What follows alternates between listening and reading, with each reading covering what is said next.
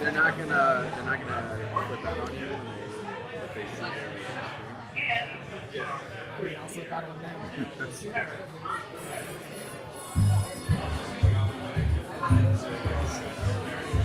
Sorry.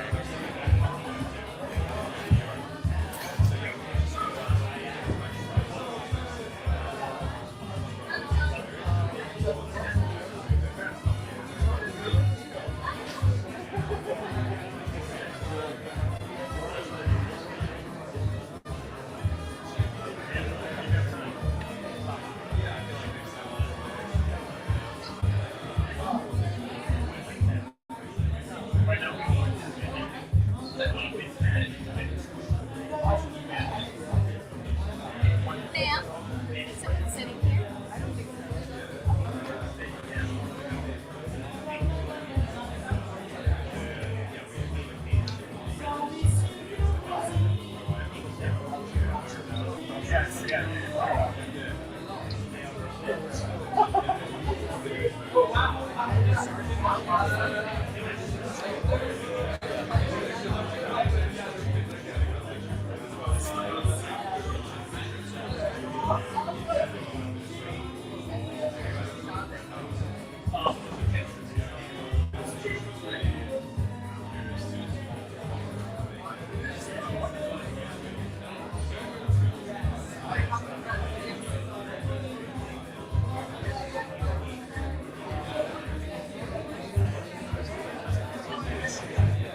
Except president.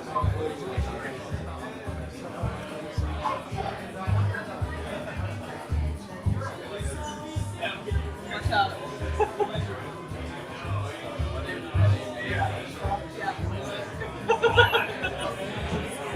My brother and my dad.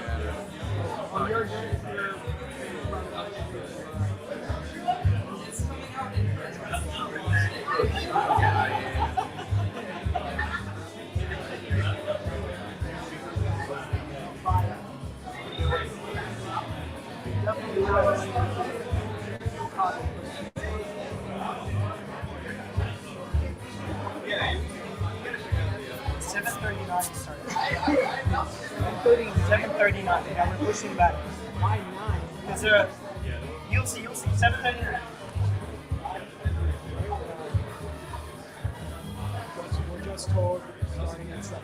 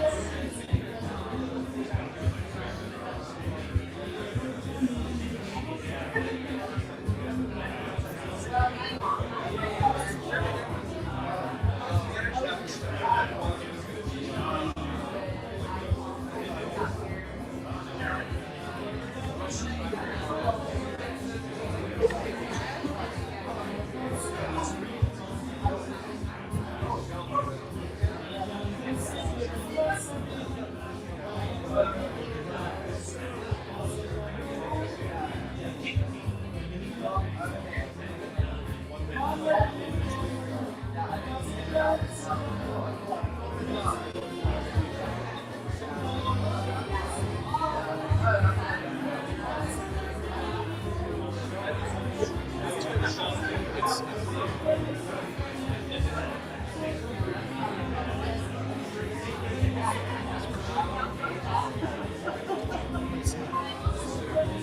might actually.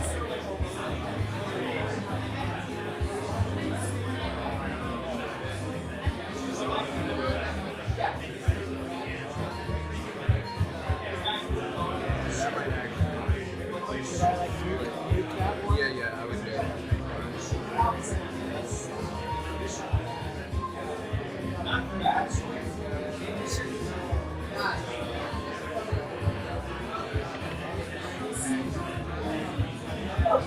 I can. I'll just remove it.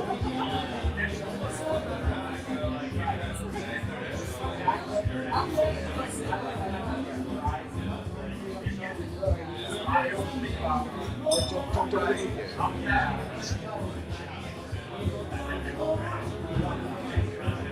Right. But I guess if you take a photo. No, this will take it off. Yeah. But you can't stop it on this. How do you get Okay. Just take a photo.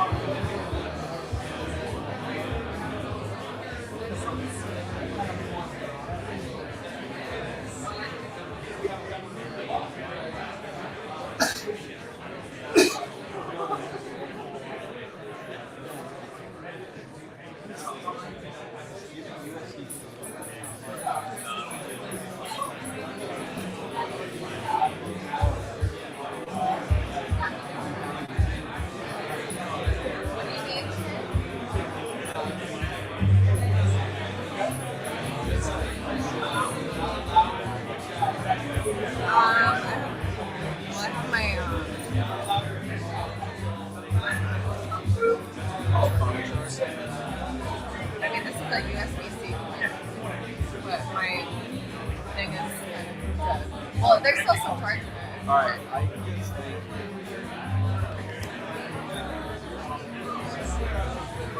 Oh, actually, I have my computer charger. Oh, Hold on. Oh, shit.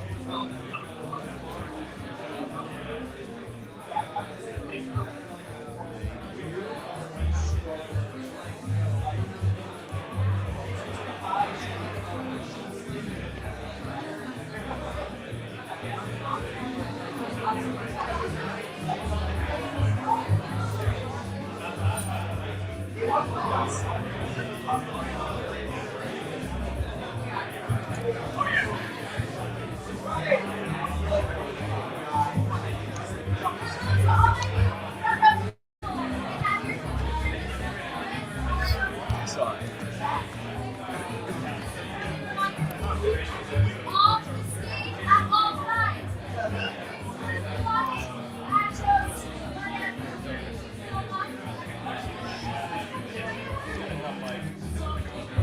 Yeah, gotcha. Are y'all with the staff? Mostly? I'm with you. Okay. Well, hi guys, welcome. Yes, the staff mostly. Just a friendly reminder, if y'all could please keep everything off the stage at all times. Feed, drinks, personal belongings. I don't think he's with the staff. I am It's just I am the debater, okay. and I just need this run the stage. I'm just saying it. Just if you're here with them, it's okay. You do whatever you want. I meant mostly for my friend right here. Thank you so much. Debate away, okay? Thank you.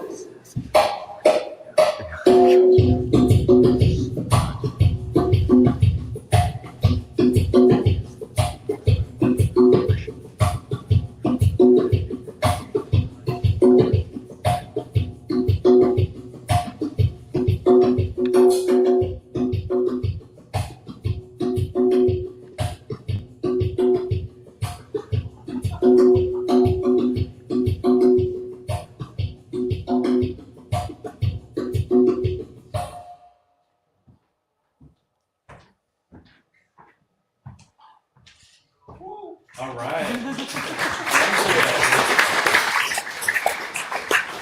Good evening. Good evening, New York City. My name is Casey Gibbon. I am the president and executive director of Young Voices. And we are very pleased to welcome you to our Young Voices debate. This is our 14th debate and our 7th debate in person in New York City. And I'm pleased to say that it's the first one we've actually sold out. Yes. I see there's still some empty seats, so I assume maybe the rain scared some people away, or maybe people will shuffle in, but I'm expecting a pretty full house tonight, so I hope you'll enjoy this. And please stick around afterwards as well. We're going to have a reception downstairs, and first drink is on Young Voices, so you should get your money back. Yeah, absolutely. Young Voices, for those of you who are not aware, is a nonprofit PR firm for libertarian and conservative students and young professionals aged 18 to 35. We help them get their first media hits in terms of op-eds, radio, TV. We help them speak to high schools and colleges. We help them build their brands online, get their first jobs, all different sorts of stuff. So if you are a young professional and this sounds appealing to you and you want to enter the world of ideas, whether that be as a policy analyst, a journalist, an academic, please check us out. Find me at the reception, and our URL is right behind me, joinyv.org. All right, well, without further ado, I am pleased to introduce you to the MC of the evening, Hekmat Abu Kader. Hekmat is the moderator. Yeah, let's give Hekmat He's a known quantity by now. Hekmat is the moderator and director of Young Voices Debates. He comes to us with experience from the United Nations Department of Peacebuilding and Political Affairs and the Quincy Institute. Hekmat has a BA from Boston College and is currently pursuing a graduate degree in public policy at Yale. Please welcome the Master of Ceremonies, Hekmat.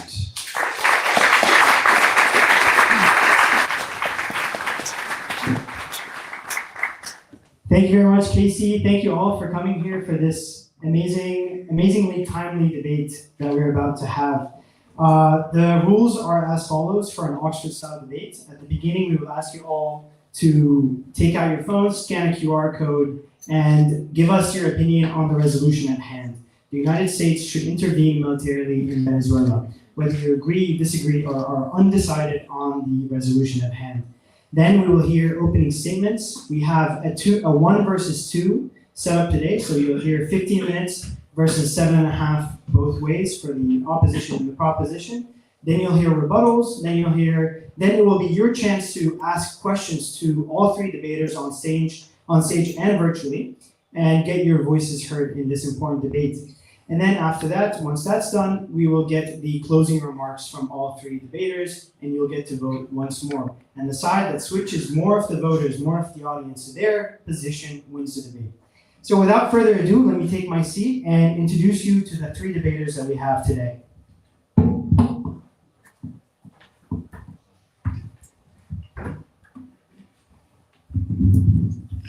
First, we have already on the virtual stage, Orlando Avendano. Thank you for joining us, Orlando. Orlando is a Venezuelan journalist currently completing a master's degree in philosophy. He is a senior editor at the US-based outlet VOZ Media, which focuses on conservative Hispanic audiences. He serves on the International Advisory Council of Spain's Fundazione Disenso. Avendano has written extensively about Venezuela, which has led to severe persecution by Nicolas Maduro's regime. He is the subject of an arrest warrant and is therefore living in exile. He will be our second speaker for the proposition. Our first speaker for the proposition will be Germania Rodriguez Poleo. Germania, if you can please join us on the stage. Germania is a Venezuelan American journalist and commentator who has written about the Venezuelan crisis for the Independent and Caracas Chronicle, among other publications. After a decade working as a news reporter for outlets including the Daily Mail, she left mainstream media to focus on left-wing authoritarian populism around the world, particularly Venezuela and Latin America. Thank you, Germania, for being on the stage. And then for the opposition, taking the opposing position on the resolution at hand, we have Max Blumenthal. Max, please join the stage.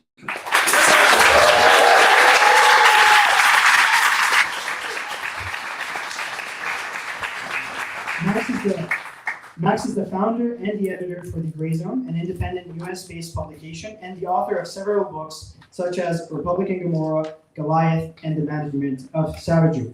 Thank you all three for being here for this incredibly timely debate. We really appreciate your time, and your intellectual prowess will be on stage today, and I hope it will teach these people a little bit more about the important topic at hand. So without further ado, I will introduce the Germania for your opening statement. You have 7.5 minutes. You can take the podium.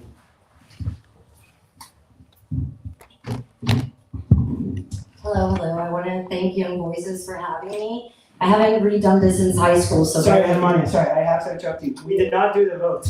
I thought so. Germania, please say so. Okay. All right, folks. Please take out your phones, and those watching online, you can take a screenshot, and then you go on your gallery app. And just scan this QR code. Let me make sure I'm not in the way. Scan your QR code and let us know what you think about the resolution at hand. And it reads the following. The U.S. should militarily intervene in Venezuela. Very straightforward. So just take out your phones, scan the QR code. Max, We cannot scan the quote. Can you move a bit? Can you move slightly to the left? It's behind you. You want me on the far left?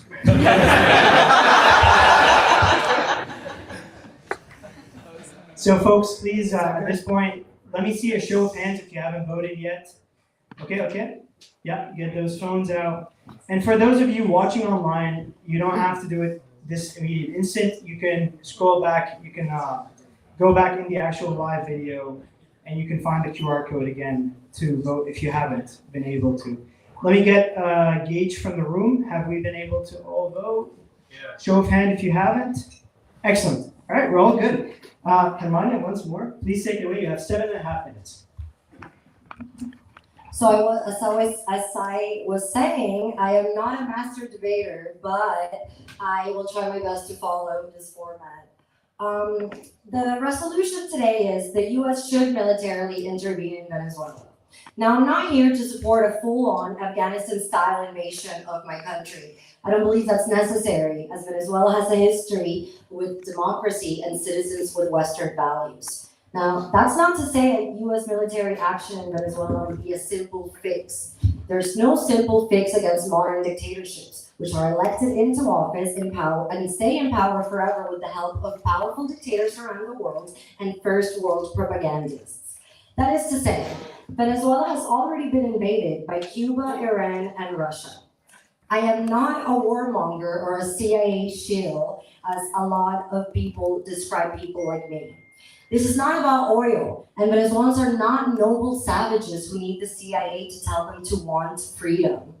I am a Venezuelan American who has already seen my home country's democracy fall to tyrannical foreign influence, and I believe that a Russia and Iran-backed dictatorship in our hemisphere is a threat not only to the United States, but to the liberal world order.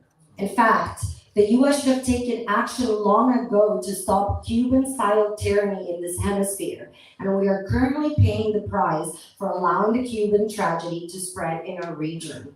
Today, Americans wonder how groups such as Tren de Aragua are showing up at their doorstep, but they refuse to connect how a brutal dictatorship just 3 hours from Miami might have something to do with the kind of people that reaching their towns.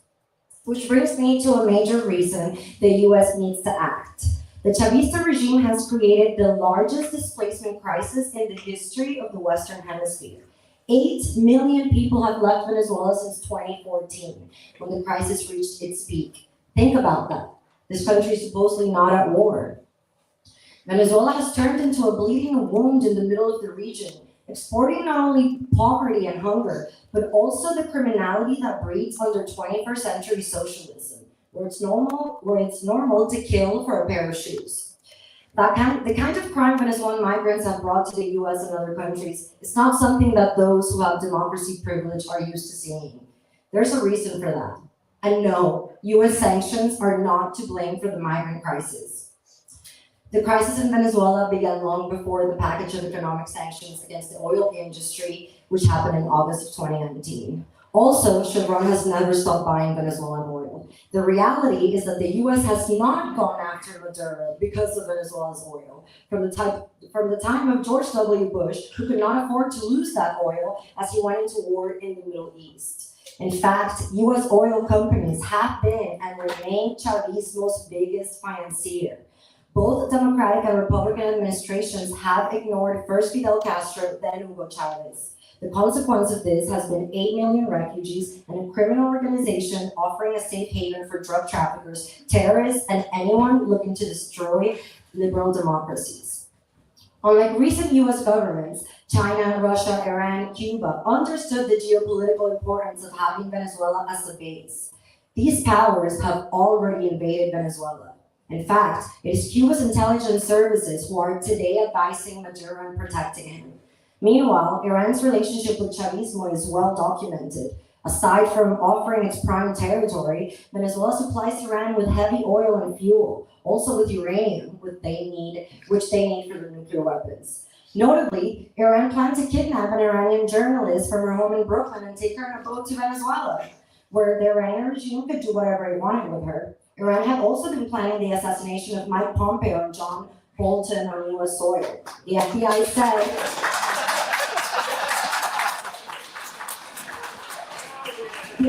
an Iranian spy who was looking for US allies to kill US officials was operating from Venezuela. Let's pipe it down, folks. Let's uninterrupt the opening statement. The Venezuelan regime itself has gone after countless dissidents abroad, including recently in Colombia, where 2 young exiled Venezuelans were shot and nearly killed as they exited their home. At least 1 dissident was brutally killed by Tren de Aragua members acting on Maduro's orders in Chile. This is according to Chile's left-wing president, Gabriel Boric.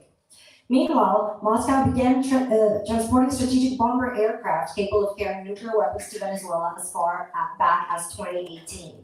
Putin has also sent Russian troops to Venezuela to suppress protests and provide intelligence. Recently, the Wall Street Journal reported Russia sent a general to advise Maduro forces as the US approaches.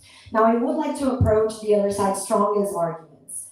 Perhaps the strongest is that the US should not engage in forever wars or nation building because it failed in places like Afghanistan or Libya.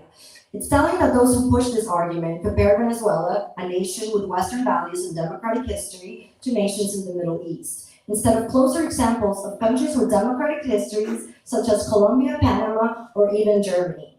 I don't claim that a US operation would come at no cost to the US, but I argue the cost of not doing it will be much higher in the long run. Again, just look at how the Cuban dictatorship has tripled in the region, spreading to Venezuela and to Nicaragua. Venezuelans overwhelmingly voted to remove Maduro last year. Not only did they vote, but they stayed at the voting booths and served as witnesses, making the Chavista electoral fraud so obvious that even Maduro's allies in Colombia and Brazil could not support it. Electoral witnesses who made sure to document this fraud were then hunted in something the regime called Operation Knock Knock, and most had to flee Venezuela if they weren't in prison before getting the chance to. To say the fight for Venezuelan democracy is a US-led idea is an insult to the millions of Venezuelans who have protested, been jailed, and exiled in the name of freedom. Peace is not just a lack of fighting, but the presence of qualities like justice, human rights, and the ability to improve your life with hard work. It is not pro-peace to condemn Venezuela to a future like that of Cuba. We also want to stop our tragedy from going into another nation, the way Cubans once warned us of our fate. How much will the US let the enemies of democracy and Western values advance in our hemisphere? The time to act is now. Thank you.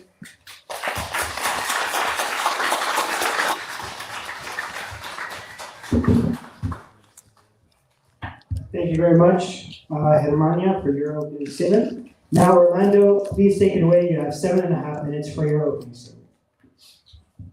Thank you. Do you hear me well? Yes. Sorry, can you turn off the microphone from Zoom so I don't hear me? Let me know when that's done so I'll start with my opening statement. Go ahead now. Okay. Yeah, now I'm here. Well, thank you very much, Hackman, for the invitation, for the opportunity to be here. I want to begin by addressing what is, without question, the central issue here. Is the Venezuelan government actually a drug cartel? Let's go to the facts.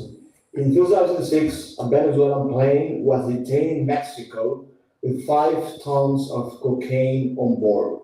Investigations carried out both in Mexico and by the DEA concluded that Venezuela's main airport, Maiquetía, was being used as a major drug trafficking corridor. In 2011, a major drug lord, Khalid Macled, was arrested in Colombia. From there, Macled revealed that he had paid millions of dollars to high-ranking Venezuelan military officers so he could operate freely. The military was complicit. According to Macled's own testimony, Hugo Chavez's government had authorized him to operate inside Venezuela without interference. In 2012, a Chavista Supreme Court Justice, Eladio Aponte, defected and began cooperating with the DEA. Aponte stated that Chavez personally authorized the development of drug operations inside Venezuela. He also revealed, according to a Reuters report, that the Chavista regime had corrupted the courts and the judiciary to ensure that no judge would ever persecute drug trafficking. In 2015, a former Hugo Chavez bodyguard, Leancy Salazar, fled to the United States and began cooperating with the DEA. His testimony was devastating. He revealed that the entire Venezuelan military structure is involved in drug trafficking and that the organization is known as the Cartel of the Suns, El Cartel de los Soles, referring to the insignia worn by the Venezuelan generals as the stars in the United States. Salazar also revealed that under Maduro, the regime used the state-owned oil company, PDVSA, in Maiquetía airport and specifically the presidential grant to ship cocaine to the United States and to Europe. That same year, 2 nephews of Nicolás Maduro were arrested by the DEA. They were caught on video testing cocaine, transporting it, and planning to smuggle 500 tons of cocaine into the United States. And the testimonies have kept piling up. We have testimony from General Cliver Alcalá, who admitted that when he was the commander of the armed forces, he himself was responsible for overseeing drug shipments. And we have the testimony of Hugo Carvajal, El Pollos, who was Chavez and Maduro's intelligence chief, who stated that he served as the liaison between the FARC and the Venezuelan regimes to drug trafficking. So yes, Venezuela is governed by the drug cartel, and it is a cartel that spreads instability across the region, as we've seen in Argentina, Chile in 2019, and Colombia also in 2019. That strengthens organized crime structures like Tren de Aragua, which Germania just mentioned, that it killed a dissident in Chile, and that was denounced by the government of Chile, which is not a far-right government. Also, the regime has opened the door for terrorist groups such as Hezbollah to operate freely throughout the hemisphere, as Politico, a few years ago, revealed in a detailed investigation. If the United States ignores this, it will be a profound disrespect to the Americans who elected President Trump to work for safety and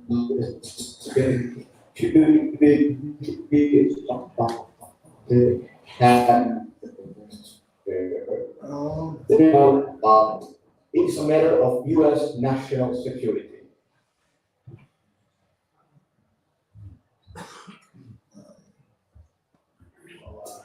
Now, after 26 years of a ruthless dictatorship, a regime that has expelled more than 10% of its population, that kills dissidents, that holds more than 1,000 political prisoners, that kidnaps and tortures them, and that has stolen elections repeatedly. There are no alternatives left. Venezuelans have tried everything to remove this regime, and they united.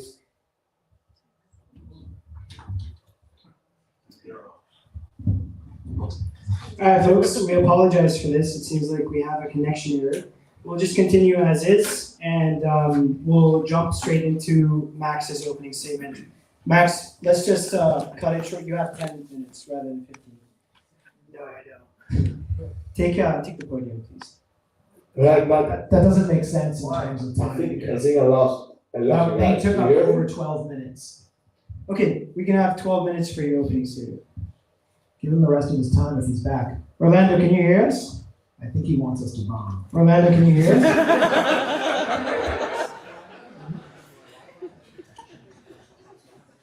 It's fine.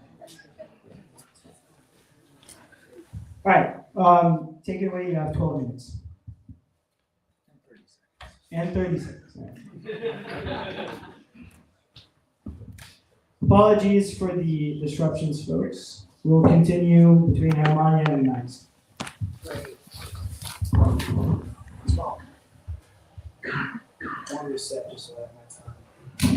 right, time begins now. Thank you to Young Voices. I think we should rename this Middle-Aged Voices because of my participation. I take it as a huge compliment to be included here. I was debating 2 people. I said they could give me 1,000 people to debate, but I don't know if we can find 1,000 people who see Trump as their great orange hope and actually support his freedom bombs. I mean, this is a pretty unpopular war, and the war is already going on.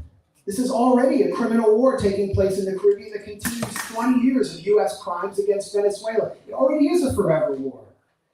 So a YouGov poll from November 24th found that only 13% of Americans believe Venezuela is a major threat. And 70% of the public opposes military strikes, which is it's wild to me. I didn't know 13% of the American public were defense contractors and constituents of Maria Elvira Salazar. But it's not very many Americans. The top JAG officer for Southcom that's supposed to carry out this war has condemned the strikes as illegal, including the one in which Pete Hegseth, the Pentagon's DUI hire, directed aircraft to kill men as they were in the water.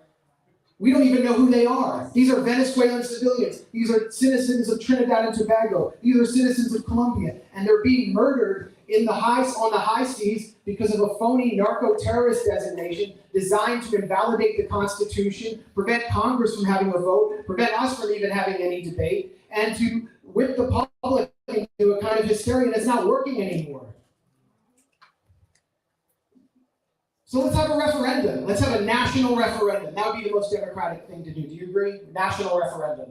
No. They don't want to go to Congress. They don't want a national referendum. Orlando Avendano is speaking to us from Spain, telling our country what to do. I don't even know if he's an American. I should call him Orlando Extranjero. I mean, this is absurd. I'm sick of listening to US-backed exile groups getting us into crazy wars from Libya to Syria, where we brought out an Al-Qaeda dictatorship to power, destroyed the Sahel through Libya, and we're basically in a war with Russia. So we need to have a debate. The debate needs to be much bigger than this.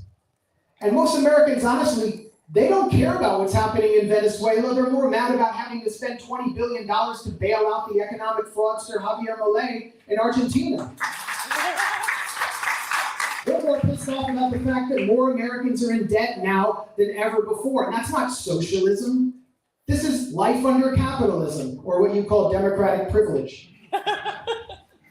We need to care about what's happening in this country. And today I'm standing with the American majority. And I'm taking inspiration today from an obscure young congressman who stood up before the pro-slavery President Polk and filed a series of spot amendments against one of the first major U.S. criminal wars against Mexico when it stole California, Texas, Nevada, Arizona, over 500,000 square miles from Mexico. And the spot amendments demanded to know where combat was taking place, proving the lie that Mexico was not invading the United States. It was the other way around. That young congressman who inspires me is Abraham Lincoln. Yeah. And you know, the opposition represents an American tradition too. It's the tradition of Theodore Roosevelt, the man who stole Panama from Colombia, who said the expansion of the peoples of white or European blood during the past 4 centuries has been fraught with lasting benefit to most of the peoples already dwelling in the lands over which the expansion took place. That's why they're appealing to Trump and his government to save them and liberate them. And most Venezuelans, while they may or may not like Maduro or be Chavistas, do not agree with them, according to a data analysis poll from an independent polling firm on November 12th. Only 23% of Venezuelans support the U.S. dropping freedom bombs on their country. Only 20% believe bombing will improve the situation. They know. And the same amount, 1 out of 5, support being sanctioned. I don't know, why don't they want to have medical supplies embargoed? Why don't they want to be starved? Why don't they appreciate how we've been destroying their oil sector and turning them into migrants since 2014? It wasn't 2019 when the sanctions began. They began under Obama. They think that they, you know, so who's behind this war? Why are we doing this? Who really wants this? This war is the product of a 5th column in our country that exists in South Florida that does not actually care about the reality or the lives of actual, real Americans who are struggling against the debt crisis that we're in. The only thing they care about is whether the U.S. is willing to act as an aircraft carrier to restore the control of their oligarchic class element over the Latin countries that they aim to exploit. And for us to accept as many poor migrants as possible when the blowback comes from their invasions. And there will be more blowback. They have supported this 5th column in South Florida, led by figures like Marco Rubio and Maria Elvira Salazar, have supported sanctions for years and years that have cost tens of thousands of Venezuelan lives. In just the first 2 years of sanctions, according to the Center for Economic and Policy Research, studied by Jeffrey Sachs and Mark Weisbrot, found that sanctions increased Venezuelan mortality rates by 30%. Francisco Rodriguez produced the most comprehensive study on the effect of U.S. sanctions on Venezuela. It's in my very close colleague's book, Corporate Coup, which I suggest you all get for more details on this, showing how the oil sector was obliterated. Yes, the economy was poorly managed, Rodriguez, who is an opposition figure, said, but its oil sector was not collapsing, and no macroeconomic analyst, no oil sector analyst predicted something remotely resembling the type of collapse that we saw. Sanctions were essentially a surgical strike directed at Venezuela's oil sector, and it produced a massive wave of migration, including Tren de Aragua, gangs who were welcomed and controlled in the United States by the opposition network of Leopoldo Lopez and the convicted criminal Gilbert Caro. And we have to keep asking why they keep getting released after they commit crimes in our country, including the brother of the killer of Laken Riley who attacked 2 Border Patrol officers. We need to investigate that. We need to have a real investigation into what the hell was going on at the height of Trump's campaign in 2024, and if these figures have strictly protect in their files. So they supported the destruction of their country's economy. They supported the military coup in 2002. They supported the military coup in 2019. Can you imagine if I did that in this country? If I called on Russia and China to support starving my fellow Americans, and I supported violent riots like La Salida in 2014, which saw Afro-Venezuelans burned alive in Leopoldo Lopez's district, if I supported military coups in my country, if I called on Russia and China to bomb Donald Trump or Joe Biden, I can't stand Donald Trump or Joe Biden. I bet many of you feel the same way. They're warmongers, they're repressive in our own country, they abuse people, But I would never call on a foreign country to bomb them because that would be treason. And Americans would hate me across the board. And what they are doing, the opposition is doing, is treason to Venezuela, and they're playing with the lives of common people. This war is an insult to our intelligence. I mean, you really have to have the IQ of a toaster oven to believe the official lie that Venezuela is the basis of the drug trade, and that these boats, these tiny little boats, which often have 11 people on them, are bringing fentanyl into our country. They can't even reach us. These boats cannot even reach us. Venezuela doesn't produce fentanyl. It doesn't produce cocaine. And I don't doubt that there are corrupt generals who ship drugs. Also, those who are trying to be flipped by the CIA and DEA, like Poleo Carvajal, who wanted to get out of trouble. But these are the facts. I mean, this is the 2025 United Nations Drug and Crime Office report showing you the shipment routes, and they're all coming from the West Coast from U.S. puppet governments like the government of Ecuador under Danielle Noboa. Look up right now, Google Bonita Shipping, Cocaine, Europe. Just do it. Who is the head of Bonita Shipping? It's our puppet who Christy Nome just went down to visit, Danielle Noboa, who showed up in his blue Porsche and during a failed vote to bring 4 U.S. military bases into his country. He's the big source of drugs into this country. Look at that, the ones from Venezuela. Look at the line from Venezuela. It's going to Zelensky. And even if it was the case, it doesn't justify destroying their country through a Libya-style intervention. The U.S. has no credibility on the war on drugs. We know that from the amount of cocaine that was brought into our country through the Cocaine Import Agency, also known as the CIA, which founded the Cartel of the Suns. The founder of the Cartel of the Suns is the CIA. This is reported by the New York Times. It's not funny. All the CIA, yeah. Let's keep the back and forth until we get to the rebuttals, Germania. Until we get to the rebuttals. Okay, I want that 15. I want 15 seconds of the last few after. During this was reported by 60 Minutes, by Mike Wallace, and by the New York Times in 1990. The Cartel of the Suns was founded by the CIA using its main contact, General Ramon Davila Guillen. And the patch that he wore was the symbol of the Cartel of the Suns, and it has not existed since. And this is the justification for William Barr, Attorney General, and the former CIA officer who pardoned all of the Iran-Contra war criminals who shipped so much cocaine into this country in order to fund their black operations. That is the justification for this narco-terrorist designation and this whole phony war, which will turn Venezuela into a Libya in the Western Hemisphere. That's my opinion. That's the opinion of Douglas Farah, who is a neoconservative intelligence asset who has produced report after report pushing regime change in Venezuela for intelligence-aligned think tanks like the Institute for National Security Studies. He said that if the U.S. intervenes in Venezuela, there will be a conflict without end, and there will be no way of stopping it. The real cartels will start to infiltrate Venezuela. Deep consolidation of cartel control. You will see a new wave of migration, and you know what? They'll be sold out by the same Venezuelan opposition, Maria Corina Machado, that supported Trump torturing Venezuelan migrants in the CCOT prison.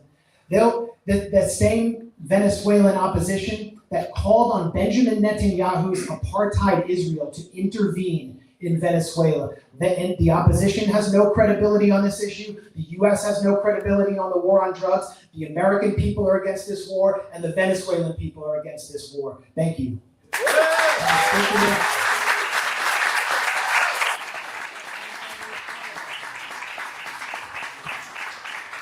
Thank you both for your opening statements. Germania, you can have your rebuttal now. How long do I have? Let's I have- was in a tanky conference. I Let's apologize. have a 5-minute opening statement. 5 minutes. I didn't insult you. 5-minute rebuttal. 5 minutes. Yes. Would you like to? Yes, you did. You have been. Let her finish her I rebuttal. didn't call you names.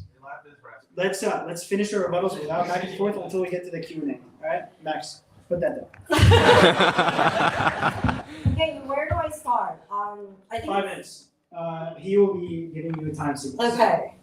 I think it's interesting that it's always Max Blumenthal or the gray zone people who are always the ones opposing any sort of action in Venezuela and supporting Maduro. They can never find an actual Venezuelan to stand there and do what he's doing.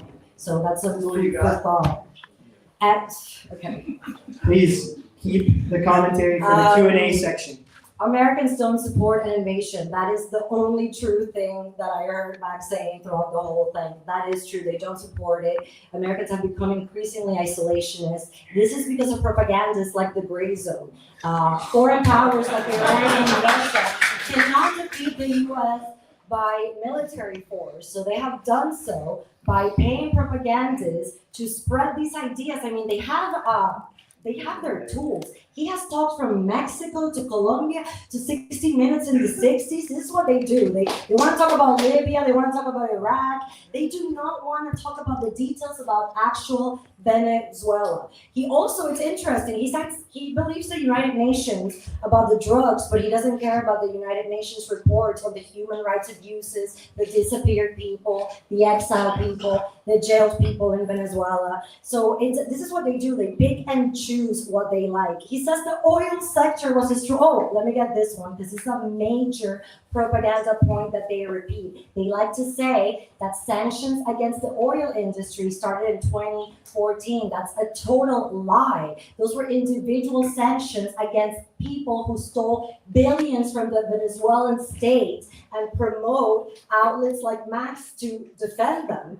What else? Oh, the oil sector was also destroyed by corruption. It was not destroyed when Chavez fired everyone who opposed him and replaced them with his allies. That had nothing to do with it. What else? The crowd laughed at the U.S. He said he would be accused of treason if he was asking for a coup. But everyone here just laughed at the idea or cheered for the idea of Iran assassinating Mike Pompeo. I think that shows how successful countries like Iran and Russia have been in moving the narrative. The Venezuelan community is very familiar with Max's points. He's the one person, he goes on Piers Morgan to fight Venezuelans, to bring U.S. issues into our battle. He says this is about the opposition is fascist, Israel, Palestine, racism. Venezuela is not the United States. The boxes that you want to put our issues in are just not appropriate. Max has been to Venezuela a lot. He has partied with Maduro. He has pictures with him. No, you have pictures of Maduro? You haven't gone to Venezuela? She's asking me a question. I would love for him to respond. We'll get to you later. Okay, so that's the relationship there. I think that proves it. What else can I? Oh, he says Venezuelans oppose an intervention. Again, he's citing a polling that was done inside Venezuela. Now, it is really hard to debate people who live in a different reality and who believe that the good guys of the world are Putin, Iran, China. Because I believe the good guys of the world, we're not perfect, but I think the only kind of benevolent empire is the U.S. And that yes, I do think that. I do believe that. I know he likes Russia, he likes China. I prefer the United States. So, in Venezuela, people are not free to say anything because it's a dictatorship. That's where we start. If we don't agree on that premise, if we think that all the problems that go on in Venezuela are because of the U.S., you're being racist. And you are promoting the idea that we are noble savages who need the CIA to tell us to have the privileges that Max and his friends enjoy here in the United States. Because they like to promote Russia, they like to promote Iran, they like to support Maduro, but guess where they live? They like capitalism. And that's the bottom line of it. Thank you very much for your rebuttal, Germania. 5 minutes max for your rebuttal. And please, no commentary. We'll get to it during the Q&A and the back and forth. Take it away, Max. 5 minutes. It's your time. Well, I don't know how convincing it is to insult everyone and accuse them of being controlled by gamma rays from the Kremlin and from Tehran, or to call them racists. It was a very condescending rant, and you're not going to be able to convince Americans to wage war on behalf of your oligarchic Venezuelan class that way. I think you're going to have to meet them She where didn't they say are. that. I know she didn't say that. No I'm comment. saying that. I'm saying that. And, we need to talk about what they want. What does the Venezuelan opposition want? The Venezuelan opposition is led by Maria Corina Machado, who is a figure who has promised enormous amounts of exploitation of Venezuela's raw minerals and oil in exchange for these billionaire Trump cronies like Elon Musk supporting her campaign. Why do you think Elon Musk is juicing the otherwise unengaged with accounts of Germania and Orlando in your For You tab constantly? He wants the lithium. As he said, we'll coup whoever we want. And here's what Maria Corina Machado, the Nobel War Prize winner, who will be joined in Oslo by the former lobbyist for the blood-stained Peruvian security minister, Vladimir Montesinos, Maria Elvira Salazar, had to say, we will open Venezuela for foreign investment. I am talking about a $1.7 trillion opportunity, not only in oil and gas. I mean, she said it with wild, crazed eyes, which is huge. We will open midstream, upstream, downstream to all companies, but also in mining, in gold, in infrastructure, power. She is just basically offering Trump cronies the open veins of Venezuela for them to parasitically suck out all the resources. Please keep it to the questions. I know it's hard to come out of your bubble sometimes and listen to the perspective of people who have been witnessing. Listening Keep it to to this. questions, please. But this is the problem. That's why you think everyone's on your side. Now they're rejecting what you're having to say. Maria Elvira Salazar herself, who was seeking $100,000 to pay Montesinos' legal fees, big promoter of human rights, said that it's all about oil in an interview on Fox News, that it will be a free run on Venezuela's oil sector. They're going to privatize the PDVSA oil sector that was used under Chavez and Maduro to fund social programs and which is now under sanctions. She says that Venezuela is giving uranium to Hamas. She says Venezuela is giving uranium to Iran. She says Venezuela is giving uranium to North Korea and Cuba and Nicaragua. And you're saying facts? I mean, how can you, do you have any shame? Do you understand that everyone laughs at this? Nobody believes that Venezuela is giving uranium to Hamas. But that's how desperate these arguments are. And it's also about the threat of an independent example. Venezuela cannot be allowed to succeed. Otherwise, it will spread its model elsewhere of choosing multilateral allies, forging a multipolar world, using its resources not to enrich Trump's corrupt cronies in the most corrupt administration in US history, but to pay for cooperativos, people who didn't exist anymore, who were in the shadows before Chavez. This is what Henry Kissinger said when he was supporting the criminal US dirty wars in Central America that killed hundreds of thousands of people, saw the rape and killing of Jesuit priests preaching liberation theology, and caused a massive migration crisis and started to fuel our gang problem in the United States. He said, if we cannot manage Central America, it will be impossible to convince threatened nations in the Persian Gulf and in other places that we know how to manage the global equilibrium. And the managers will be Germania, or maybe the press secretary. Germania, who volunteered for Israeli army service on October 9th. And wants to preach to us about human rights. And I have some questions about how military service works in Israel. DMs are open if you can help.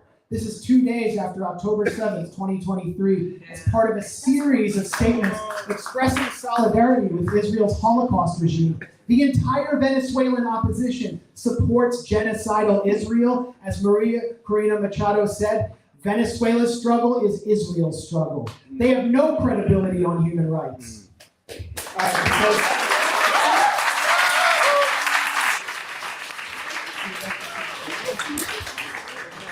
Well, did you get any DM? Max, because this was a direct question, would you like to address this? He's freaking lying. I am a journalist and I was looking to speak to people in the IDF for a report that I was working on. This is what these people do. He's talking about Peru, Montesinos. This is how disrespectful they are of what's going on in Venezuela.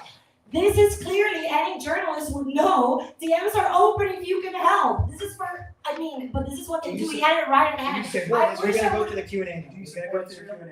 I'm not talking about Israel here. This is what you do. I'm talking about Venezuela. Do you understand that? Did you support? Can you be ready to control audio accordingly? Thank you. All right, now we'll open it up for the Q&A. I'm glad this is a very charged topic. It has to be. We're like on the brink of war, so we need to have this important debate. Casey Givens, the CEO of Young Voices, claps. Casey will be handing the microphone to people, starting with Gene Epstein, the founder and director of the Soho Forum debates. Well, first, can I lay down the law a little bit? It seems like we have a very animated crowd, so you please, your question must be a question, not, you can't go on. And I reserve the right to take back the mic. The first question goes to Gene Epstein of the Soho Forum. A question for Max. Max, just let me set you up by recommending to everyone your frequent appearances with Judge Napolitano on judging freedom. I happen to agree with you that the Trump administration should leave Venezuela alone, just like the Bushes should have left Iraq. I think Max is a little distracted there, so yeah, okay. The Bushes should have left Iraq alone, even though Saddam Hussein was a bad actor. But because I regard you as an important public intellectual, I just want to put you in the hot seat about the fact that seemingly every reputable monitor of human rights has condemned the Maduro regime for crimes against humanity. I only want to say what Human Rights Watch, but Amnesty International's May 29 report published 2 months before your meeting with Maduro. It's called Hunger for Justice, Crimes Against Humanity in Venezuela, concluded that acts like selective extrajudicial executions, arbitrary detentions, and excessive use of force by Maduro's government since at least 2017 formed a systematic repression amounting to crimes against humanity. Now I mentioned that one because that was 2 months before you met with Maduro and said that his fight is yours. No, I put it to you that whatever else a leader does, if he commits crimes against humanity, you don't want to take that sword from him and smilingly pose with him. That seems to me beneath you as a public intellectual. That was 6 years ago, so maybe you feel differently about that now. That's my question. Great question. It doesn't. First of all, it doesn't address the resolution at all, which is should we bomb Venezuela? Should we invade Venezuela? Should we be carrying out criminal massacres of Venezuelan citizens in the Caribbean? Second of all, I interviewed Nicolas Maduro. I asked critical questions. I interviewed him. I was acting in a journalistic capacity, and I got access. We said we are engaged in the same battle. I did not say we were engaged. That's not even the language I used. I don't even know where you got that. Spanish, that's what you said. It's on video. Well, in any case, let's assume that he did commit that. Of course, Venezuela has committed human rights abuses. Of course, Okay. That's what governments do. And the human rights industrial complex has been targeting Venezuela for years. Amnesty International, Human Rights Watch, they have been targeting all the targets of the United States and have been funded and working alongside U.S. intelligence, funded by the Open Society Foundations, whose director has called for regime change from Syria to China to Venezuela. Now, we all have different opinions and experiences with these countries, but it doesn't justify regime change. And what I'm saying is the consequences of regime change through either arming proxies, like jihadist proxies like we armed in Libya and Syria, or through military intervention will cause worse human rights abuses. And Orlando, who was actually just debating, and I wish he were still here, was actually tweeting photos of a hospital in Caracas, the Simon Bolivar Clinic, where he says Maduro is hiding, suggesting, along with many US neocons, that it should be bombed. Does anything justify bombing a hospital? They want to Gazify Venezuela in order to restore power, and it starts with bombing hospitals. It starts with bombing people in the sea. I am an American. This is my government. And I am allowed to call on my government to stop committing these crimes, to start listening to us, to start going to Congress to have these debates, to do a war powers resolution, to actually be democratic. And we haven't even talked about the human rights abuses that we experience in our own country. Should we be bombed because George W. Bush stole the 2000 election? I mean, it would have saved a lot of lives in Iraq, but I would have opposed it. It might have stopped 9/11, but I would have opposed it. Should we be bombed because Trump pardoned Juan Orlando Hernandez, who sent over 500 tons of cocaine to the United States, working with Los Cachiros and Chapo Guzman, who funded his campaigns? Should we be bombed because the Sackler family's name is on art galleries across the country in Washington? Should we bomb the art galleries? They're the ones who've been killing millions of Americans and killing and poisoning our country, and they're running free because that's what our system allows. And I can go on, but I am an American, and my job when I go to a place like Venezuela or Syria, where you know how the Syrian Christian community has suffered under this Al-Qaeda government, is to show Americans the other side and to build bridges to the figures who are falsely demonized by our media, which does nothing but manufacture consent for war. All right, thank you, Max. Quick comment on the same question, and then we have many people who want to ask questions. I'll ask you both to keep your responses brief. No, all I will say is that the resolution is should the U.S. engage in military action, not the specifics or bombing, killing children, turning it into Gaza. But I know Gaza is where you must take everything back to. I understand that's part of the script. It's done around the world by people like yourself. All I want to say is that question of whether the U.S. should militarily intervene in Venezuela is important. I'm also an American citizen, and it is a valid question for Americans to say, no, we shouldn't. However, this debate is not an honest one because we are speaking to someone who supports Maduro, thinks that is his mission, goes to Venezuela to defend him, and has the disrespect to Venezuelans to compare what goes on in the United States to Venezuela. But again, he'll never move to Cuba or Venezuela. He likes New York City. Right. So he knows it's not that bad. All right, from now on, listen, folks, please, from both debaters, I will ask you to no longer address each other. Just address the question. No longer address her position. The question also was strict to Venezuela. No, that's fine. Let's move on. After Fine James' if she question, addresses me. let's go to Just exposes Yes. her further. Casey, please take it away. We have another question right there. Right there. Thank you. My question to both participants is, what gives a country a right to national self-determination? All right, who wants to take it first? I'll take it. I think all countries have the right to self-determination. The issue in Venezuela is that Venezuelans have lost that right.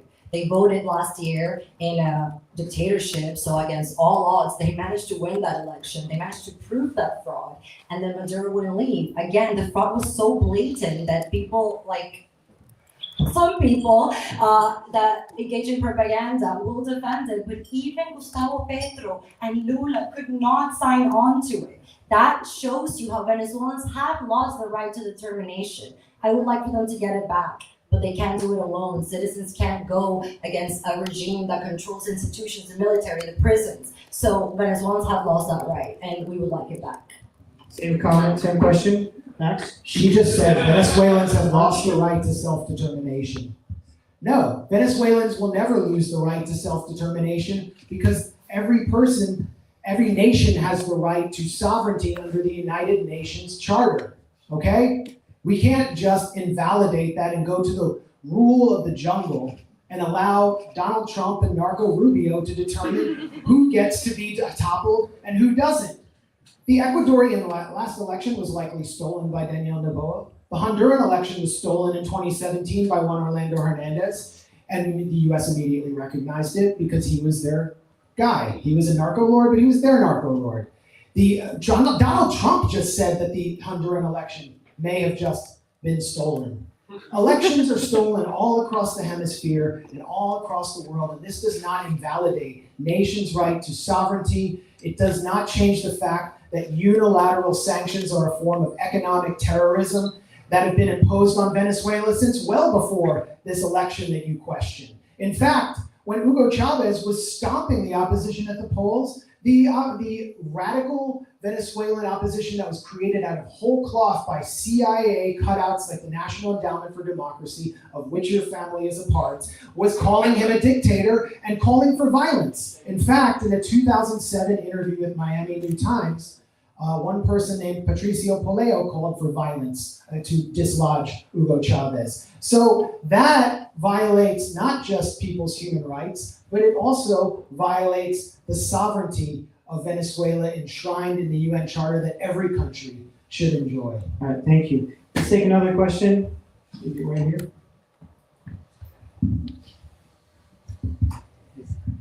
Okay, thank you. I'm actually a congressional candidate running in the Bronx myself, so it's very possible I'll be in the Congress next year. Because my opponent sucks. His name is Richard Torres. The question, sorry. Often it's said that the intervention in Venezuela and in other countries as well is motivated not just solely on controlling resources, but trying to tackle the influence of the BRICS, specifically China, Russia, India, South Africa, and Brazil, right? That there's a growing opposition to Western dominance. My question to both speakers is, how do you see the influence that this BRICS and plus other nations now presents itself? Is it a viable threat, and is that why the United States is trying to control countries like Venezuela? And is this part of the same playbook as we see with Taiwan to China, Ukraine to Russia, and now Venezuela next in line? Thank you. All right, who would like to take it first? Max, do you want to answer the question? Well, that's a major factor in why Donald Trump has called for a full-on attack on BRICS. The United States is trying to forestall the coming of a multipolar world where nations have the ability to call on allies, to call on economic allies to be a part of Belt and Road, and it creates an economic competitor to the United States, which sometimes the US can't match. For example, when China came in with a massive infrastructure project in Peru, and Tony Blinken came down with some used up surplus Caltrans trains to try to match that, it was kind of embarrassing. Another factor here is that while Venezuela's economy has been suffering enormously under sanctions and many other factors, the last 4 years have started to see some growth, and Venezuela has started to recover its oil production capacity. And this can't be allowed to happen. If Venezuela comes out of sanctions, then what happens if it starts to export more energy to Cuba and answers Cuba's energy crisis? This is one of the major objectives of Marco Rubio and his little sectarian clique down in Doral, is to actually take out Venezuela so they can march back into Cuba and turn it into what it was before Fidel Castro, someone I'm sure you really hate, came into power, when it was basically run by a bunch of foreign gangsters like Meyer Lansky and a US-friendly dictator who was based Fulgencio Batista, who was sort of like Maria Corina Machado in a suit. When Cuba was a base for sex trafficking, playground for Americans who wanted to exploit young Latin American women, and a playground for the US Navy. That's what they want to turn it back into. And Marco Rubio, that will be his life's greatest achievement, just like Benjamin Netanyahu toppling the government of Iran. And they're willing to do anything it takes. They also have said they want to topple the government in Nicaragua. And I can tell you what will happen there if they manage to install these procedural liberal democracy governments where no one from the left is actually allowed to run, is you will see deep cartel penetration. There is no MS-13 right now in Nicaragua. You will see a massive increase in gun violence. Nicaragua has some of the lowest rates of gun violence in the Western Hemisphere, and you will see massive waves of migration continuing to the north. Just go back and look at the history of Colombia and how we helped spark a civil war there. Thank you. Same question for you, Tom. So aside from all the other topics that he brought in, I actually think we agree on that one. And I am against the Trump administration's political cover of going after Venezuela because of the drug issue. Because the reality is that most of the fentanyl is not coming from Venezuela, and that is a political cover for what's really the concern, which is Venezuela serving as a base for China, Russia, and Iran. So on that we agree. Unlike Max, I think that is a bad thing that China, Russia, and Iran are in our hemisphere, and I agree. If Venezuela were able to become free, the oil industry would recover, and that would mean oil prices would come down, and that would bring all other countries like Russia they would take the advantage that they have now. So Venezuelan democracy in every way, 1,000%, is not good for Russia, China, and Iran getting more power. You are right, and I don't want them to get more power, and that's what I believe. Thank you. Let's take another question. One of the back, please. Can answer the question, please. Let's take another question. You want to call someone or? Yeah, right there. It's fine. Hi, yeah.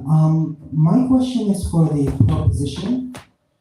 I was wondering if the proposition could name a single country, a single oil-rich country in the past 20 years where U.S. intervention has led to a better outcome for the citizens of that country. Well, he was smart to say oil producing because most of those are in the Middle East and they have a completely different context than Venezuela. So that was very smart wording. I cannot name one, but I can name others who are in Venezuela's region and more similar despite the oil, like Panama, like Colombia, which actually U.S. intervention in Colombia was not a failure. That ended up with a peace agreement, and Colombia is now way better off than it was 30 years ago. So no, I cannot name an oil-producing nation, but I can name nations that are similar to Venezuela in background, in culture, and do not have religious conflicts like oil-producing nations in the Middle East. If you want quick comment, or we can go to That another was just question. an attack. Let's go to another question.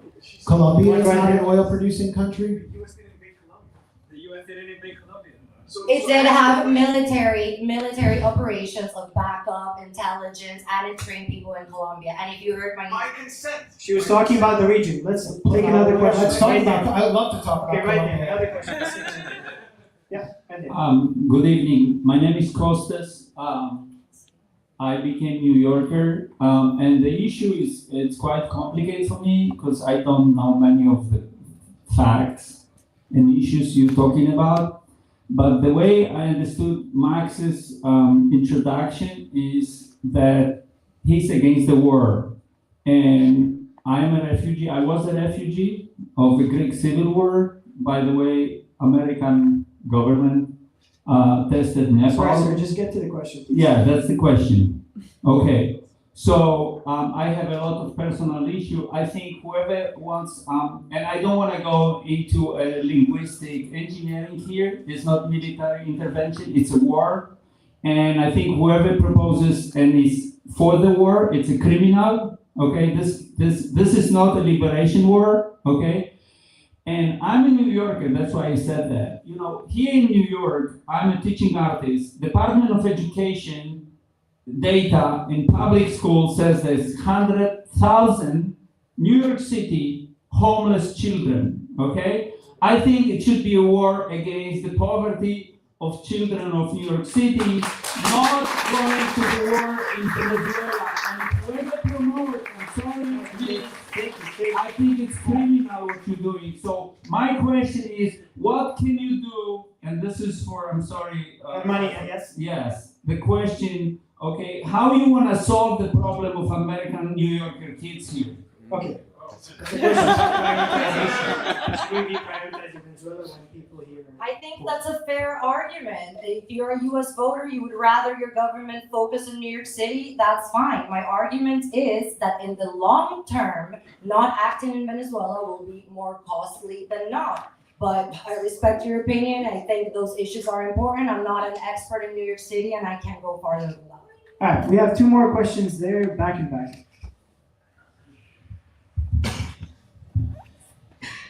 Since the matter of whether the U.S. should intervene militarily in Venezuela rests upon the assumption, right, that Venezuela is a tyranny, all these human rights violations are happening, I would like to ask both of you, I think I already know Germania's answer, but do you think that Venezuela is a democracy?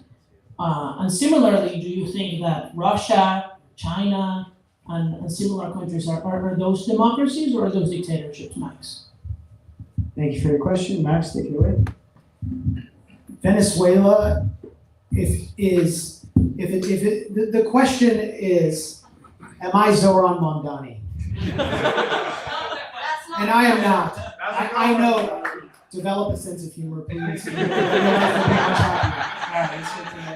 And the term dictator is so fungible and is so easily used to justify, along with terrorists and narco, criminal U.S. interventions that actually produce worse, more tyrannical forms of control. And the worst dictatorship in the world is the one in Washington, which seeks to control every single society and tell them what system to have. So how can we even call Venezuela a democracy? Well, why did the opposition win so many governor's races over the years? Why did the opposition get control of the National Assembly, then refuse to participate in vote recounts over, for example, vote buying scandals in Amazonia? Why was Juan Guaido the fakest president on the planet who, like, no one had ever heard of, who was recognized as president by Mike Pompeo? Why was he?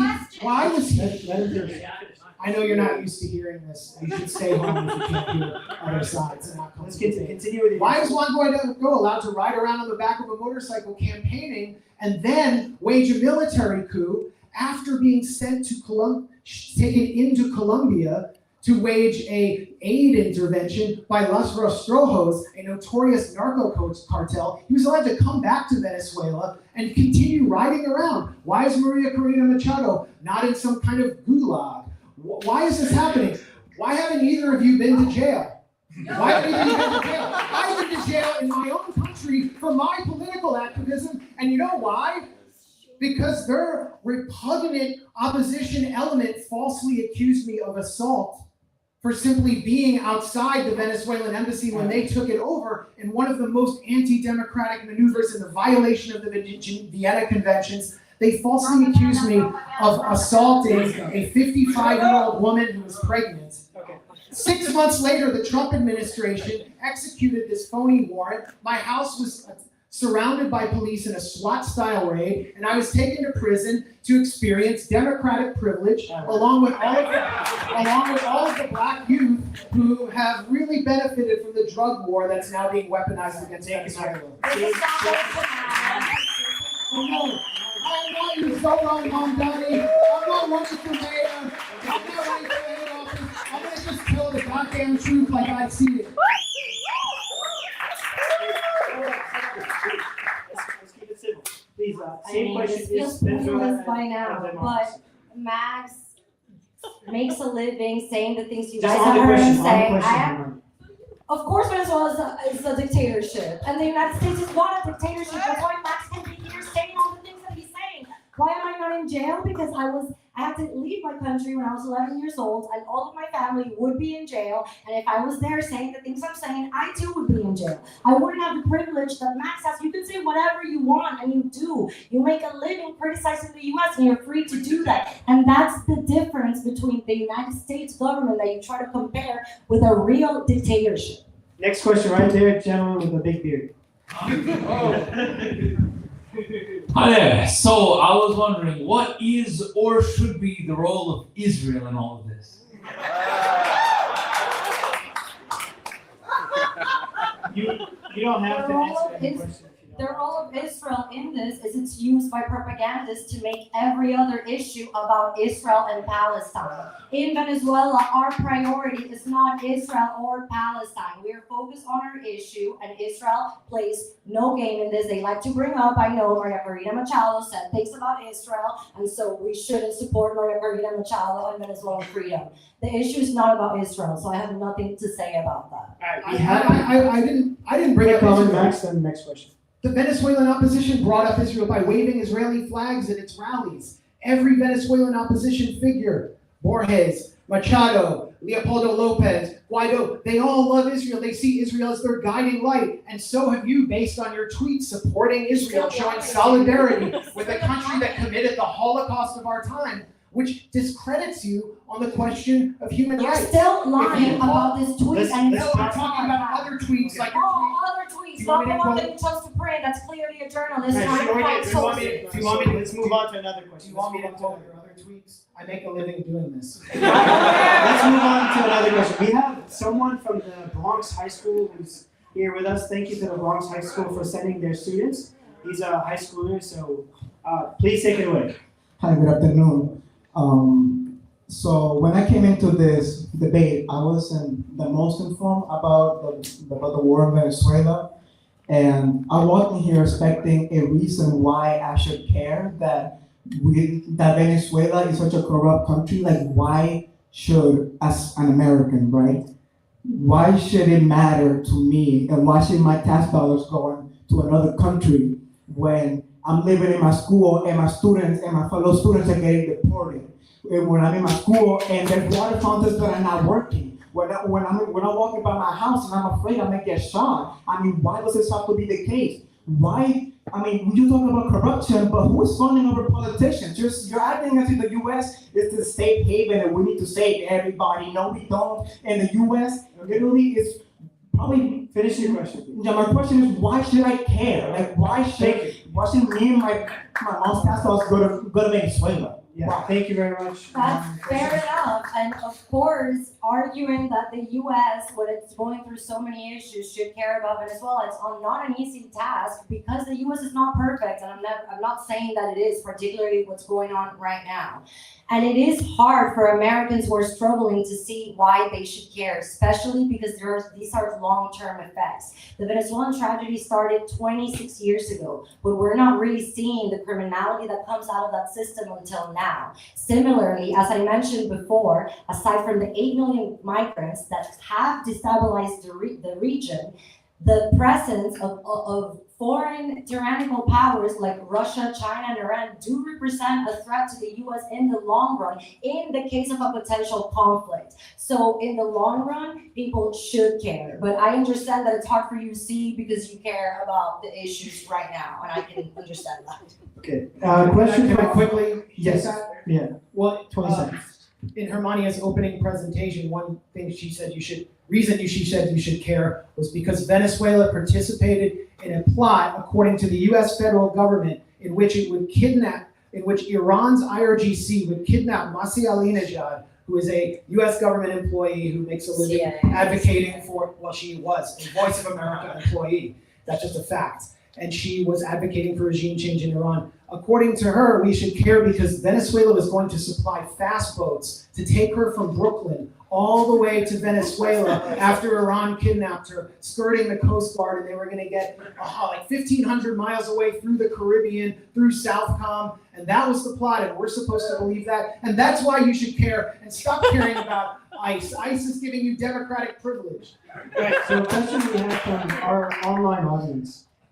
To Max, how can we enforce our sovereignty if citizens' votes are not respected, where there is also no freedom of speech and separation of power? Well, we need to organize, and that's why I still stay in the United States. I don't leave. I stay here because I was born here. This is my country. My family's here. I grew up in Washington, D.C. I actually grew up in a neighborhood where I saw the crack epidemic basically take over as the CIA was working to import drugs into our communities to fund its black operations in Central America. And it was really painful for me. And it showed me kind of what apartheid was like on a small scale. So I care about this country. Why should I go to Cuba? Why are you telling me to go to Cuba? Will you go back to Venezuela if the opposition takes over and civil war breaks out? I mean, come on. So we are going to struggle here, and we need to form bipartisan coalitions, work with people on the other side to do things like, for example, a campaign to register AIPAC as a foreign agent. And we need to take on, and when it comes to this war, we need to take on the Miami Mafia that's taking this country into a disastrous war. Same question. That doesn't represent us. Same question. Question about sovereignty. Sorry, can you repeat the question? I got lost with all the crack epidemic. How can we enforce our sovereignty if citizens' votes are not respected? That old There silly is crack. also not as silly as the Venezuelan tragedy to you guys. Of course. No freedom of speech and no separation of power. You can take this question as both targeted on Venezuela or the U.S. He took it as the U.S. You can take it on Venezuela. Sorry, okay, he's just talking to me. Repeat it. How can we enforce our sovereignty if citizens' votes are not respected, where there is also no freedom of speech and separation of power? Well, I mean, that's what I've been talking about. The country does not exist once the people lose the opportunity to elect their leaders. And that's what's happened in Venezuela. Now, I know the other side calls democracy activists CIA shills. So people in Iran who ask for democracy, they're CIA agents, they're bad. These are people asking for democracy because they have lost their rights as citizens. They don't get to go and say whatever they want, to go wherever. In Iran, she didn't get to show her hair, but according to the other side, that's just CIA propaganda. So in countries like Venezuela and Iran, there is no sovereignty. There is no country if citizens do not have the right to choose their own fate. And that's the difference. What about Saudi Arabia? No comments from the audience, please. If you want, raise your hand and ask a question. All right, let's take another question. We have one right there. Casey, you should see him the far. He's with the curly hair all the way in the back. Yeah, next is guy with the hat. Hi. Two quick questions for the pro-intervention side. So first off, one question each, please. They're very quick, tangible questions. So first, what do you actually want the specifics of the intervention? In regards to the sort of racism issue, my understanding of the noble savages myth is that it was used to promote intervention. So how can you say that the opposition is racist against Venezuelans, but simultaneously doesn't want to intervene in their affairs? Thank you for your question, Germania, if you want to take it first. The noble savage myth has changed, and now if you talk to Venezuelans, Iranians, Nicaraguans, we use it because when we go online, we get a crowd like you guys, right? We're asking for democracy, and we get called CIA shills. I get told that I'm not really Venezuelan because I can't speak English. So in our communities, that's what the noble savage means. What was the first question? On how the military intervention was. Oh, right. So I'm not a military expert, but I think, like I said, an operation with exiled military members, community leaders, would have to be included. So I would think that targeted strikes, I know, terrible thing to say to this crowd, would be the way to go instead of a full-on boots-on-the-ground operation. So targeted strikes and peacekeeping missions, to be precise. Thank you. Max, the same two questions. If you'd like to comment. Just two quick points about the broad panoply of questions.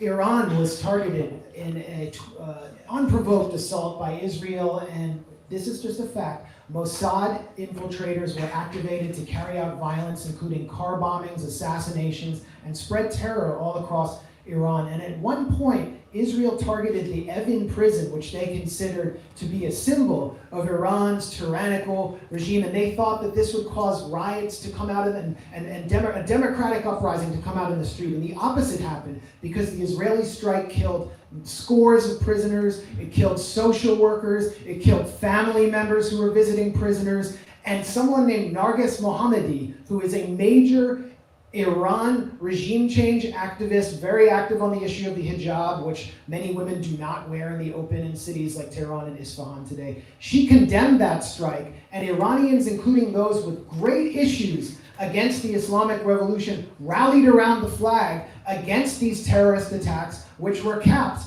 by the US bombing Iran and attacking it for simply having a nuclear program in the works, not even having weapons. This will happen, this could very well happen in Venezuela too, if the US attacks and people see, common Venezuelans see the savagery of these attacks, just as Panamanians saw when there were mass graves littered across Panama during the US intervention to remove former CIA asset Manuel Noriega, and the neighborhood of El Chorrillo, filled with Afro-Panamanians, was totally destroyed. Its residents were put in internment camps for months, and one of the most unpopular governments in Panamanian history was placed in power. So people wake up when they're attacked, and they don't always move in the direction you think they're going to go, from quote-unquote targeted strikes where the smart bombs only supposedly kill Chavistas. And one very quick point, 15 seconds on Venezuelan democracy or the lack thereof, and I don't deny that there are some serious problems with the political system there when they're basically at war. There is an opposition figure named Henry Falcone, I think he was the governor of Lara state,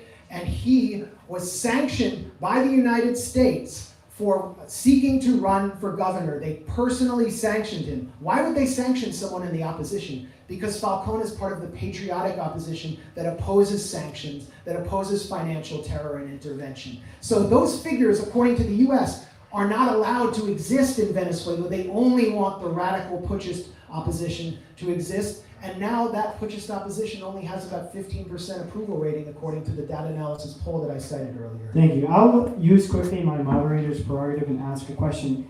Germania, question for you. On the note that Max mentioned about Iran, we saw a galvanization of support around the central regime after the 12-day war. What are your thoughts on a scenario where this happens, like some form of a military intervention actually encourages and strengthens Maduro's base of support? Anyone who honestly understands what's going on in Venezuela, despite the data that Max is citing, knows that Venezuelans want to get rid of Maduro. Even Chavistas who like Chavez. Let her finish, please. Continue. So this is something that would be different than in places like Libya or Syria. There are not different factions fighting for power in Venezuela. If the regime was removed, again, we elected a government that would take its place, not placed by the US. Venezuelans voted for it. The actual data from outside Venezuela says that Venezuelans would support an intervention. It's hard to get this data in dictatorships. You should at least accept this when people are afraid to speak out. Especially in a place like Venezuela, where people are afraid to like posts. I know Venezuelans in Venezuela. They message me saying, I support this message, but I'm scared of liking it, because after the elections, the regime is checking people's phones. So I do not believe it would be a similar situation. Again, we don't have a religious conflict. It's a different situation, and the situation is not as divided in so many different factions. Quick comment from you, Max, if you'd like. Are there more questions? Yes, I have a question for you as well as moderator's prerogative. I get to ask you a question. So John Quincy Adams, our 6th president, the man who famously wrote the speech about the U.S. not going abroad in search of monsters to destroy, he himself wrote the Monroe Doctrine, positing that our hemisphere is ours and we control everything in it. We control the major powers in it. Venezuela is in our hemisphere, just as Ukraine is in the Russian hemisphere, just as Taiwan is in the Chinese hemisphere. Venezuela is playing games with the Russians, with the Chinese. Venezuela is threatening to invade Guyana. Why shouldn't it be, in a realist perspective, in our interest to just show up and just topple Maduro and use massive, awesome force to topple him, if we can do it? Well, I should also mention John Quincy Adams was one of the few members of Congress who voted against the resolution giving Polk the power to invade Mexico. So John Quincy Adams would be standing here with us against this criminal war today, I'm sure of it, as would Abraham Lincoln.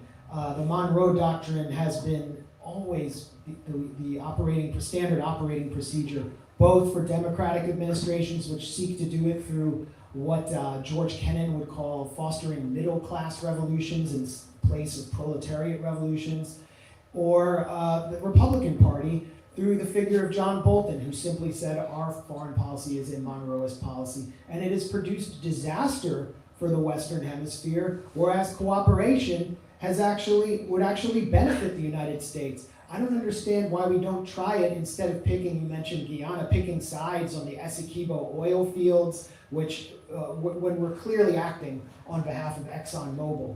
That's clearly what we're doing. So who's actually benefiting from the Monroe Doctrine? Who benefited from the Banana Wars? Who benefited from the Marine invasion of Nicaragua? Who benefited from the U.S. taking over Cuba when it was about to become independent? Who benefited from Panama being stolen from Colombia? Who benefits from the U.S. potentially attacking Mexico at a time when Mexico is beginning to flourish under a popular center-left non-dictatorial government, as I'm sure you'd call it, who benefits? It's just the rich, it's just the oligarchy in this country, which dictates everything according to a 2013 Princeton poll, which showed that the bottom 97% have almost no power in our politics. So the Monroe Doctrine is a doctrine of the rich, by the rich, for the rich, that has produced catastrophe in our country, and I think we can point directly to the migration crisis as one of the results of it. All right, now I ask you to both take out your pens and take notes, because we're going to take 3 more questions, and we'll ask you to address them in your closing remarks. So the first came from our audience online. Thank you to all those tuning in. Question for both. Should there not be an intervention, what would be the other plausible route for the resolution of the conflict or the situation in Venezuela, considering dialogues and concessions have already been made and broken? That's question number 1, so take notes. And then we had one more. Right here. Yep, one more question right there. Yep, go ahead. Keep it brief, please. I'll keep it very brief. It's great that you brought up the Monroe Doctrine, because this question has to do with a historical figure that was born in Venezuela, the where is now Hugo Chavez Germania. I'm going to talk about Simón Bolívar. Basically, what do both of you, Max Blumenthal, Germania, think of Simón Bolívar, El Libertador, his vision, and how it has to do with today?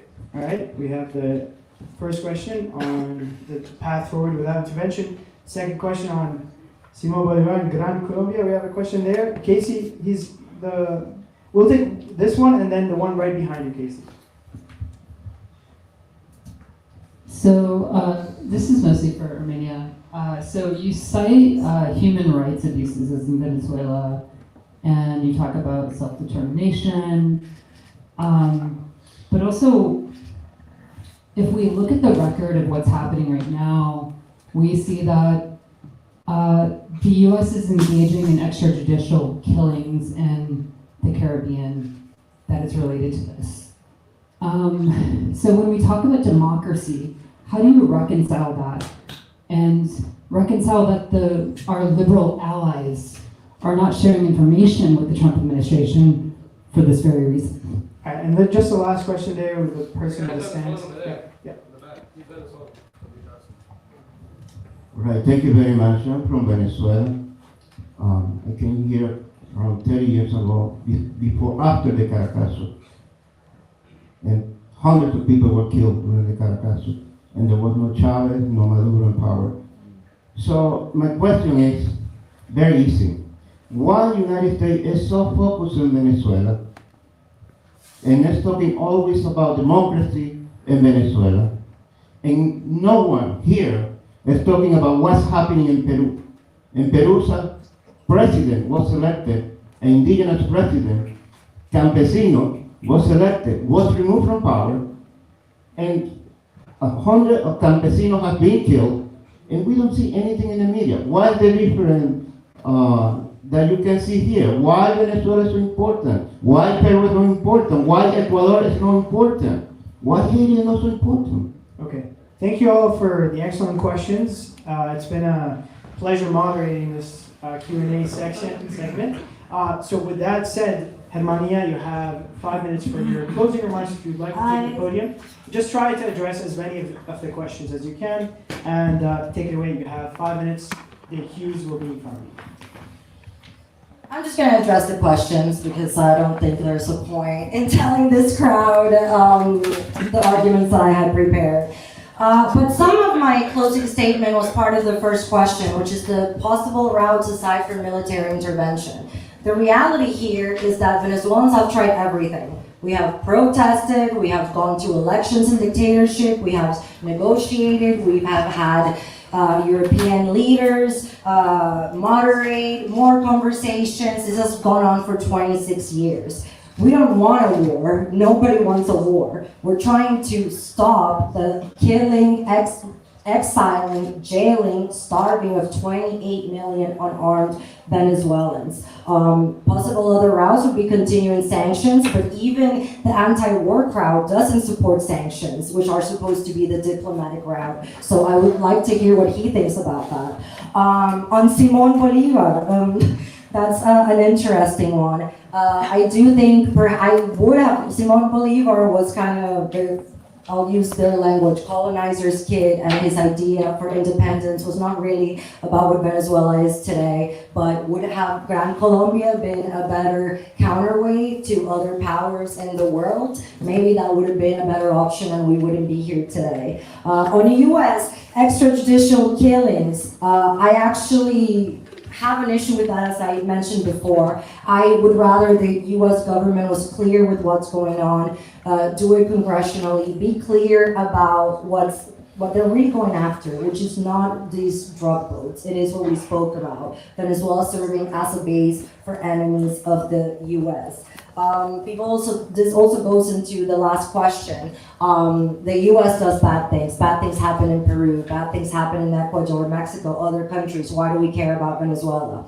I agree bad things happen in all these other countries. However, I believe that Donald Trump will leave office by the time his term is done. I think in Peru, they are pretty good at getting rid of their presidents and overthrowing them. And that is the difference. In Venezuela, we have not been able to elect our leaders for a generation now. And that is the difference of an imperfect democracy and maybe one that's in particular trouble, like I think the US one is, and an actual dictatorship where there are no elections and the leaders simply don't leave. Okay, thanks. Thank you very much. Max, please at the podium. You have 5 minutes for your closing remarks.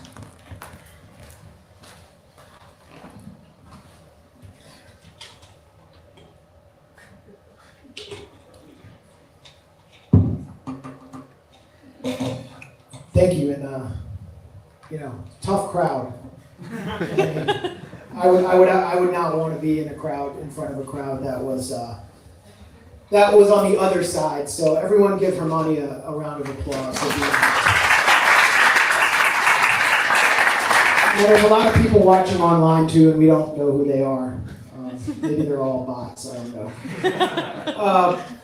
There was a question about Peru. We've witnessed not just military coups that have been carried out with the support of the US, but parliamentary coups, and that's what I believe took place in Peru, where the first indigenous president, Pedro Castillo, a former educator, was elected, and Diana Boluarte just simply replaced him. Now he's on his way to jail, am I correct? And the US has no problem with that. So, I'm here to call out the hypocrisy.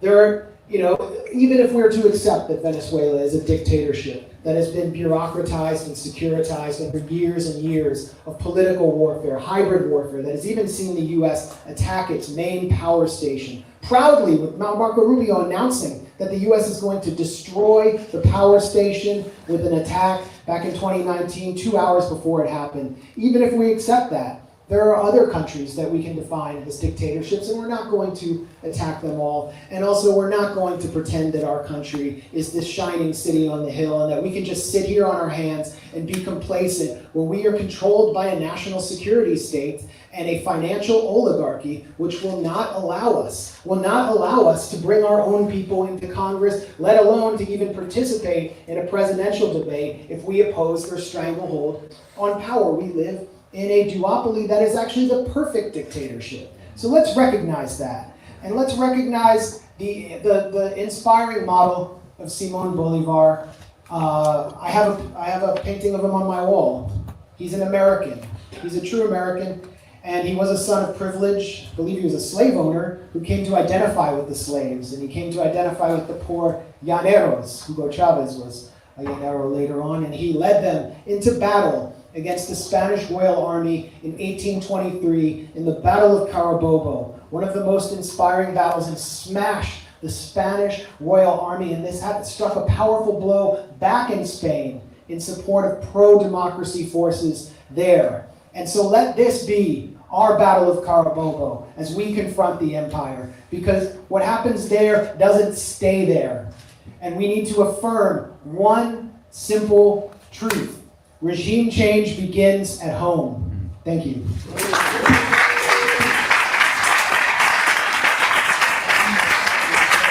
All right, well, I want to thank both of you for a spirited debate. I really hope everyone who's watching, both in person and online, learned something about the situation we're in. Germania, 1 second. We will do brief announcements as people vote. Thank you.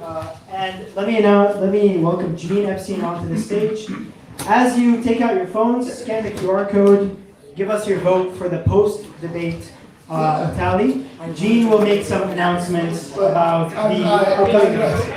Hi guys, I'm director of the Soul Forum, which has been doing monthly debates since September 2016, and tonight's debate more than confirmed in my mind conclusively that I prefer debates in front of a live audience. During the lockdowns, we had to go on Zoom for 11 months. As soon as I could possibly return to the live audience, I did, even though those days you had to have vax-proof and masks.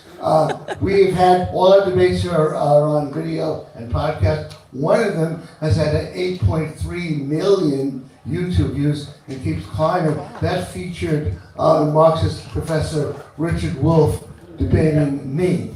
That's available. And we have debates listed online at thesoulforum.org. I especially recommend the one coming up, Tuesday, December 16th. It will be a debate on monopoly and antitrust featuring Matt Stoller, well known in the field. He's been on Greenwald's show a lot, versus Jeffrey Manning. We do charge a little bit more than is charged here, but not much more, $24, and then there's a reception afterwards. Our second mission is to build a community. Our receptions are very important. They are hosted at our loft apartment by my wife at Saco. We're at the Sheen Center on Bleecker Street most of the time. Ironically, it's run by the Catholic Archdiocese. Whenever we've had debates on Israel-Palestine, which we did twice, they didn't want to host it. We had to have it here. And so we honor this place for allowing us to debate the issue of Israel-Palestine. So check out thesoulforum.org for our next debate, December 16th. I hope to see you there. Booing, cheering, yelling, all of that is good. Don't make comments in the audience. That's inappropriate. However, booing and cheering, clapping, do that all you want when you come to my Soul Forum. Thanks very much.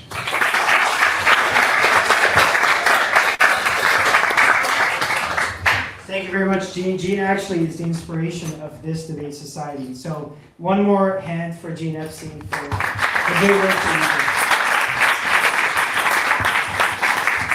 All right, folks, with that, I have the results. Starting off with the pre-debate vote, the agree started with 15.89%, the disagree was 66.36%, and the undecided 17.76%. So the room was mainly for the disagree, for Max's position. And then for the post-debate, we ended up with 20.3% with a gain of 4.42% for Germania's position, and 79.69% with a gain of 13.33% to Max's position. That means Max, you win this debate. Congratulations. Thank you very much. All right, folks, with that, we concluded our debate. But please stick around. We have drinks and food downstairs waiting for you. The first drink is on Young Voices. Thank you very much for tuning in. That was a nice gesture. Thank you.